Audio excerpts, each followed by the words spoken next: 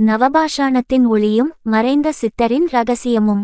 பழனி முருகன் கோயிலின் கருவறையில் வீற்றிருக்கும் நவபாஷாண சிலை ஒரு அதிசய படைப்பு.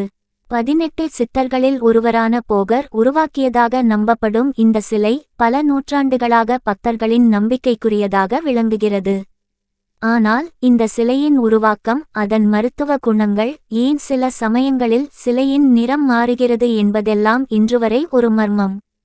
சில குறிப்பிட்ட நாட்களில் அந்த சிலையின் உள்ளிருந்து ஒரு ஒளி வெளிப்படும். அந்த ஒளியை யார் பார்க்கிறார்களோ அவர்களுக்கு பெரும் ஞானம் கிடைக்கும்.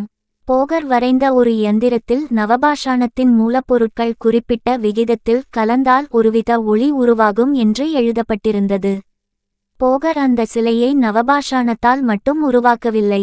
சில அபூர்வ மூலிகைகளையும் குறிப்பிட்ட விகிதத்தில் கலந்து ஒருவிதமான இரசாயன மாற்றத்தை ஏற்படுத்தியுள்ளார். அந்த மாற்றத்தின் காரணமாகத்தான் சில குறிப்பிட்ட நாட்களில் அந்த சிலையின் உள்ளிருந்து ஒளி வெளிப்படுகிறது.